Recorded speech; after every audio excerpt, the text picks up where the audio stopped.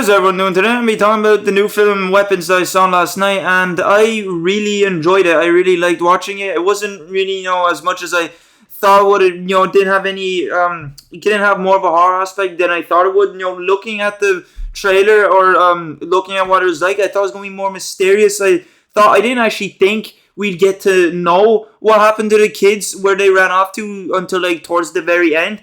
Watching the film, I was just sort of thinking, with the house and all, I thought they're gonna be like, oh yeah, this house is like some mysterious thing and all, because you'd like enter the house and it's just pitch darkness or some shit. It's like the second they open the door, they like go straight into a void or go under somebody's fucking blanket because they're scared of monsters banging at their door or whatever the shit. I thought it was gonna go with that route, like the house is so mysterious and shit. It's like, oh, if you go in there, it's basically a different dimension, you don't come back out looking the same.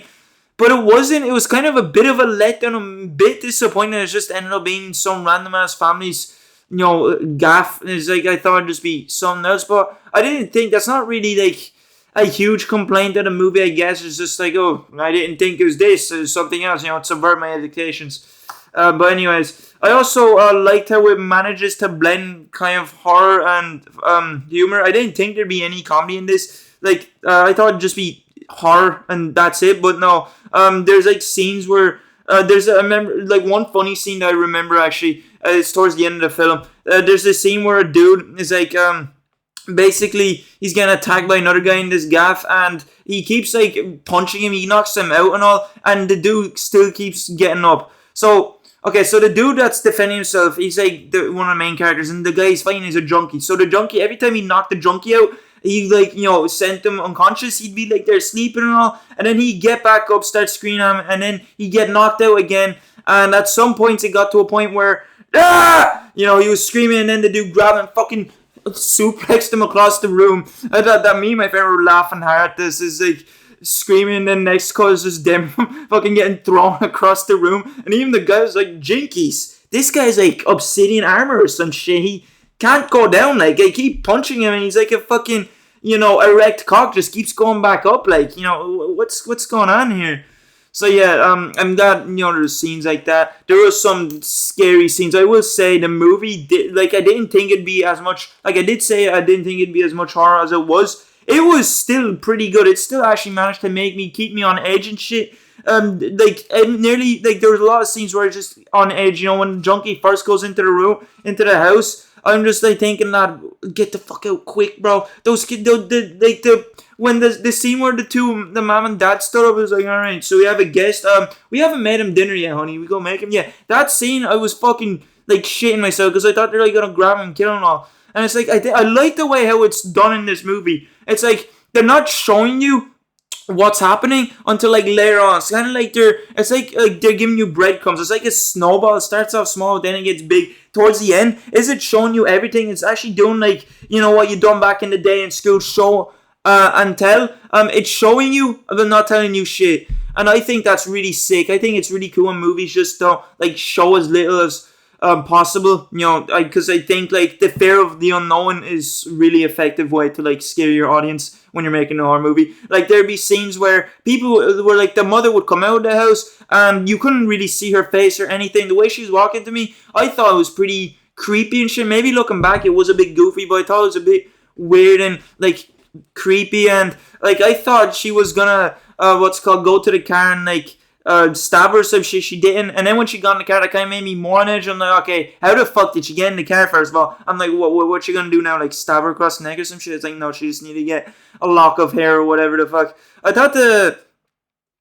thought some parts were like pretty goofy. There's another funny part as well that I don't know if they're trying to go for which was funny, but there's this scene where the main character, the teacher, was at a gas station and he's talking to, I don't even fucking know, the dude that was getting attacked by a junkie right on. She's talking to him, and then out of the shadows in broad daylight, some fucking dude, the guy that played Shang-Chi or whatever the fucking Doctor Strange, one of the sorcerers, he came running at him in a Fortnite T-pose like this. So I just thought that was pretty funny, but I guess there's gonna be parts of horror movies that they try to make scary, but you'll find goofy, like Smile, the whole concept of just, yeah, that'd be probably goofy. There are some disappointments as well. Like I said with the house. Another thing as well. It was like I thought the thing that was controlling kids was like some monster or some eldritch being or some shit. It just turns out to be like your old demented grandmother or some shit. Is it she just someone that had like cancer or some shit? She's like losing her hair, and you don't even like get her proper motivations or anything as to why she was doing it. She's sort of just like, I'm just doing it because I'm magic. God, and I fucking can. Yeah, that's it really. I did think she was a bit fucked in the head though. Like that scene where she's threatening the guy, like, you're right. So if you tell anyone a little secret, when we were passing notes back and forth in class, yeah? If you tell anyone about that, I'm gonna make your parents have a death battle, alright? And no one's gonna win. It's gonna be a draw. She's saying shit like that, and I thought that was pretty fucked. She's just saying this to a 6-year-old. Like, Jesus Christ. I thought the gore was actually pretty great in the movie as well. That's one thing I forgot to mention. The gore is like really detailed and all, and they actually went all in. They put all their money on black and they won that shit. The practical effects were on point in it. I actually prefer more movies when they do practical effects. That's the lazy CGI, because like practical effects, it looks more realistic, it looks more real, and then it looks more better, and then you get the feeling that the audience gets the feeling that the director desired, be like squirming or flinch or whatever. And then when it's just CGI, it can just look like ass. It can just look like shit, So I'm pretty fucking. I'm glad that they done that with the practical effects with the gore. It was really like good.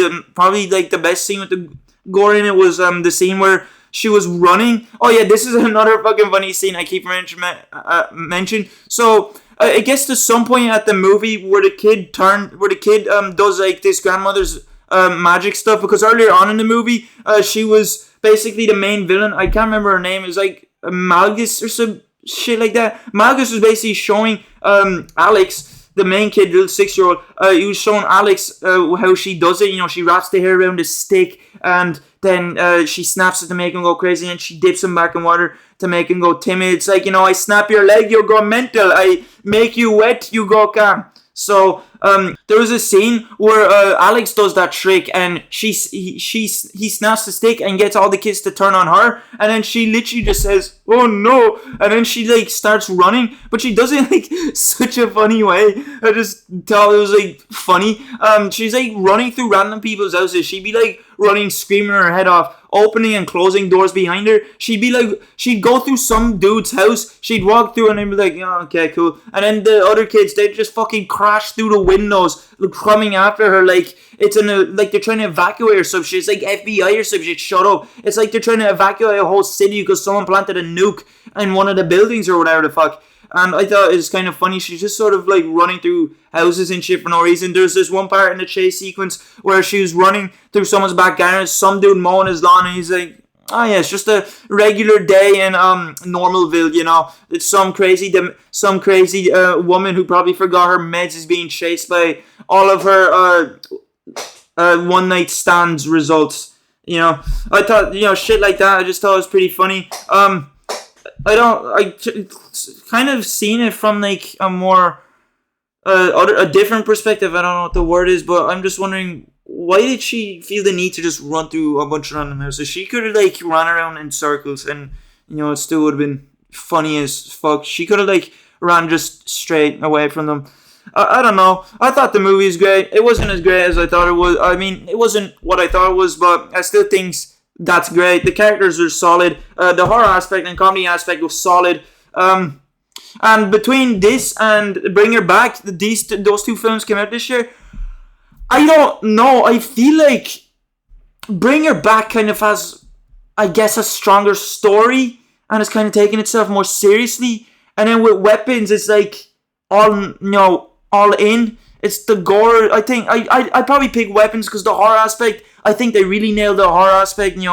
It's like they completed the fucking building. Last nail, last hammer to bash. Yeah, I'd pick Weapons over it, to be honest. But yeah, that was me talking about Weapons. I hope you did enjoy this video. Please do leave a like, subscribe, appreciate a lot, and I'll see you next one. See you later. Have a good one. Goodbye.